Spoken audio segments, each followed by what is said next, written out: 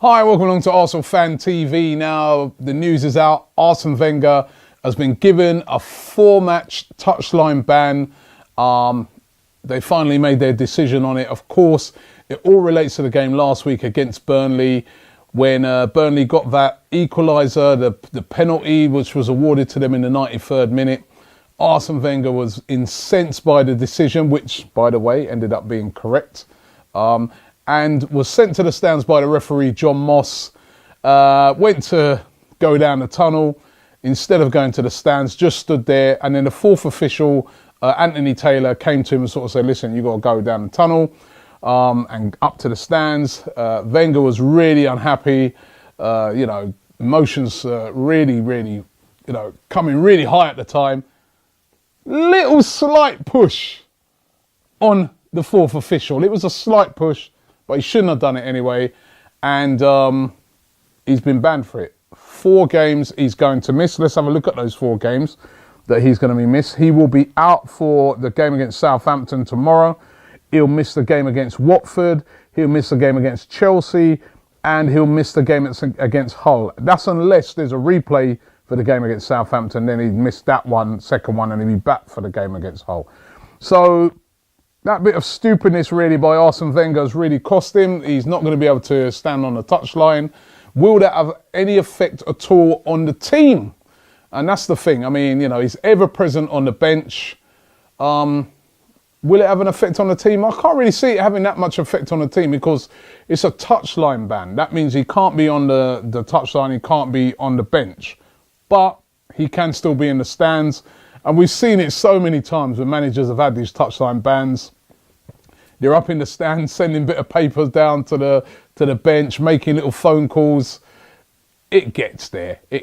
So it's not the end of the world. Plus, as well, he's had a £25,000 fine, which for a guy is on £8 million a year, I don't think that's going to have too much of an effect on him as well. So he's kind of got away with it a bit on this because there was a lot of pundits out there and a lot of journalists calling for him to really get the book thrown at him. They wanted him to get like a 10-game ban and things like that. That's what I heard, which I thought was totally ridiculous. You've got to take into account the man's previous record. He's been managing for 20 years in this country, and he's only had a couple of these sort of incidents to his name. I can remember him getting sent to the stands against Manchester United.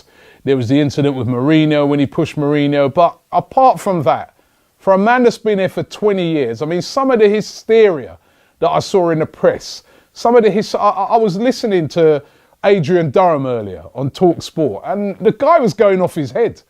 Oh, they should have thrown the book at him. He should have got way more than this. This is a disgrace. What message is it?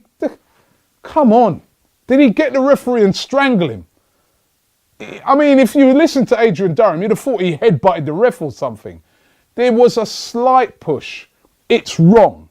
But you've got to take into account the man's previous history. You've got to take into account that straight after the game, he didn't try and say that he did anything right. He said, I was wrong. I shouldn't have done that. It was the heat of the moment. And this is why they've given him the ban. And I think the ban is fair. 4 games touchline ban is fair. These people calling, as I said, for him to get, long stadium bans and this and that. It's ridiculous.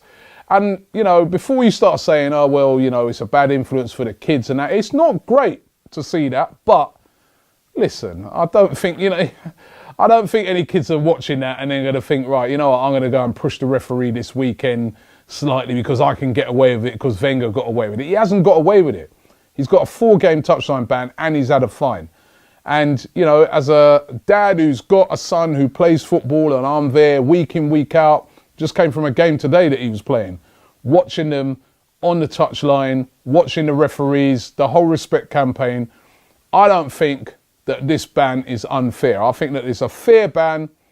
They've taken into account his previous, just like you do with a criminal. If you got a criminal and, I don't know, he commits his first, break-in or something like that, normally the judge will be a bit more lenient than him than if he's done it 10 times or 20 times.